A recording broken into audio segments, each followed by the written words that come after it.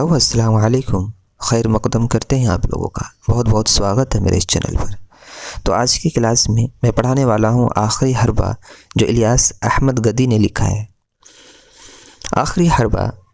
آخری حربہ کو کہتے ہیں لڑائی، جنگ، حملے کو کہتے ہیں۔ تو چلیے شروع کرتے ہیں بنا کسی دیری کو۔ آخری حربہ الیاس احمد گدی کی لکھی ہوئی ایک علامتی کہانی ہے جس میں فرقہ وارانہ تعصب کو موضوع بنایا گیا ہے۔ فرقہ وارانہ کہتے ہیں حمایت دار، قوم فریق کو کہتے ہیں، جماعت دار کو کہتے ہیں، اور تعصب کا مطلب ہوتا ہے حمایت، طرفداری کرنے کو، اور موضوع کہتے ہیں وضع کیا گیا، جیسے کہ جس کو ہم وشے بھی کہتے ہیں، سبجیکٹ بھی کہتے ہیں۔ ایک ایسا کردار جس کی کوئی واضح شکل نظر نہیں آتی، واضح کہتے ہیں بنانے والے کو، اور نہ اس کی کوئی خاص شناخت ہے، اور شناخت پتہ ہے اس کو کہتے ہیں پہچان کو۔ اس مصیبت سے نجات پانے کے لیے شہر کے چند دانشوران آپس میں مل کر تبصرہ کرتے ہیں۔ دانشوران کہتے ہیں علم والے کو، عاقل، ہوشیار، سمجھدار، ذہین یا عقل مند کو کہتے ہیں، اور تبصرہ کہتے ہیں کسی کو کوئی چیز دکھانا، کسی بات کے متعلق اظہار یا رائے کو دینا، یا کسی کتاب یا رسالے وغیرہ کو پڑھ کر اس کی خوبی یا خامی کے بارے میں رائے دینے کو کہتے ہیں۔ لیکن کوئی اس کی پختہ اور واضح دلیل پیش نہیں کر پاتا ہے، اور نہ ہی اس کی مکمل حیت کے متعلق حتمی طور پر پہنچ پاتا ہے۔ حیت کہتے ہیں علم جس میں اجرام ملکی زمین کی گردش اور کشش وغیرہ سے بحث کی جائے۔ ان کی گفتگو کے پس منظر میں جو باتیں درج ذیل اقتباسات کی روشنی میں آتی ہے۔ پس منظر کہتے ہیں کسی منظر، تصویر یا بیان کا وہ حصہ جو ہر پہلو سے اسے نمایاں کرنے میں مدد دے۔ اقتباسات کہتے ہیں چھانٹنا، چننا۔ اس سے واضح طور پر یہ معلوم ہوتا ہے کہ اس مصیبت اور تباہی کے کوئی شکل و صورت نہیں ہے، بلکہ وہ ہم انسانوں کی ذہنی، تعلیمی، سماجی اور معاشرتی بیداری پر منحصر ہے۔ ملاحظہ ہوں یہ اقتباسات۔ ملاحظہ کہتے ہیں معائنہ، مشاہدہ، دیکھنا، غور کرنا، توجہ دینا، اور اقتباسات کو کہتے ہیں چھانٹنا، چننے کو کہتے ہیں۔ میں نے اس کی شکل تو نہیں دیکھی، مگر ٹھیک اس وقت جب وہ تاخت و تاج کے بعد واپس لوٹ رہا تھا تو اس کی پشت دیکھی تھی۔ پشت کہتے ہیں پیٹھ کو۔ اب یقین کیجئے اس کی پشت اتنی چوڑی تھی جیسے 5-6 آدمیوں کی پشت ایک ساتھ ملا دی گئی۔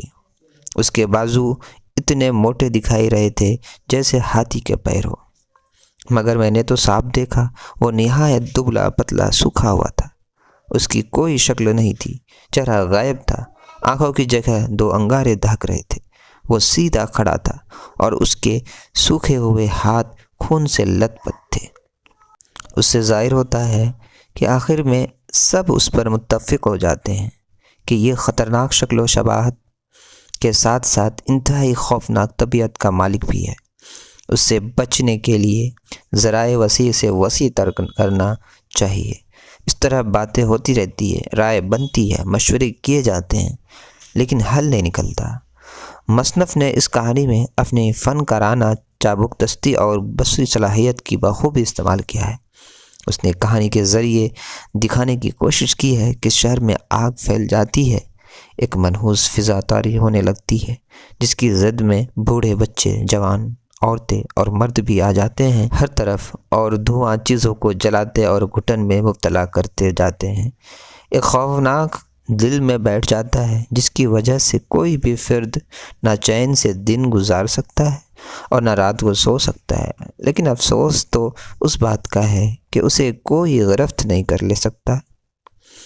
وہ چھلاوا کی طرح سیکنڈوں میں اپنا کرتے غائب ہو جاتا ہے۔ پھر تباہ کاریوں کا طویل سلسلہ شروع ہوتا ہے۔ اس کے ضد میں عام انسان آتے ہیں، اور مزے کی بات تو یہ ہے کہ وہ تباہ بھی ہوتے ہیں اور لہو لہان بھی ہوتے ہیں، اور اکثر مرتے بھی ہیں، لیکن سزاوار بھی انہی کو ٹھہراتے ہیں۔ کوئی اس بدہیئت شے کو نہیں ذمہ ٹھہراتا جو ان تباہ کاریوں کا محور ہے۔ لوگوں کی بات چیت جاری ہے، سب اپنی اپنی رائے پیش کرتے ہیں، مگر کوئی نتیجہ سامنے نہیں آتا۔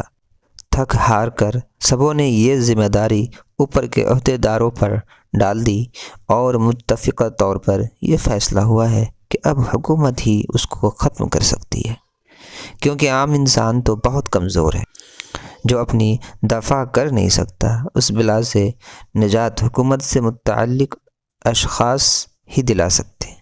اس کہانی میں مصنف نے یہ بتانے کی کوشش کی ہے کہ کسی واردات و فسادات کے دوران رونما ہونے والی تباہوں کا ذکر کرتے ہیں، اس کی جسمانی ساخت پر اظہار خیال کرتے ہیں، اس کے ذریعے مچائی گئی تباہ کاریوں کا رونا روتے ہیں، اس کی خوفناک وارداتوں کا چرچا کرتے ہیں، لیکن اصل جو بات تھی اس پر کسی نے سوچا نہیں کہ آخر اس بلا کو ختم کرنے کا حربہ کیا ہے۔ اس کہانی میں مصنف نے قلم کے نب اور شہادت کی انگلی، ہتھیار کی دھار، یہ سب بڑی معنی خیز الفاظ کے ساتھ مہم انداز میں اپنا مقصد بناتا ہے۔ اس نے فرقہ وارانہ فساد کو جڑ سے ختم کرنے کے لیے قلم کو ہتھیار بنایا ہے۔ اس نے یہ بتایا ہے کہ ایک ہتھیار اب بھی باقی ہے جسے پہلے کبھی استعمال نہیں کیا گیا، لیکن جسے اب استعمال کرنا لازمی ہے، وہ ہے قلم، جو گولہ باری اور بھالوں کی طرح زخم نہیں دیتا، لیکن ذہن پر اثر انداز ہو کر سوچنے سمجھنے زاویے میں ضرور انقلاب لے آتا ہے۔ اور موجودہ صورتحال میں ایسے انقلاب کی سخت ضرورت ہے جو ذہنوں کو جگائے، ان میں شعوری احساسات کو قوی کرے۔ افسانہ نگار نے موضوع کے پیشکش کے ساتھ ساتھ اس کے حل کا طریقہ بھی بتایا ہے۔ افسانہ نگار حالات واقعات کو سامنے لا کر قاری کے سامنے ایک سوال کھڑا کرتا ہے، اور وہ سوال انسان زندگی اور سماج کا ایک اہم حصہ ہوتا ہے۔ فساد اور فرقہ وارانہ سماج کا سب سے اہم مسئلہ ہے۔ بنیادی ضروریات کی تکمیل کی کوشش اور ذرائع کے راستے تو مختلف سماج کے لوگ آپس میں مل کر نکالتے ہیں، اور یہ فلاحی جد و جہد عام انسانی زندگی میں سبوں کے لیے راحت و سکون کا پیغام لاتی ہے۔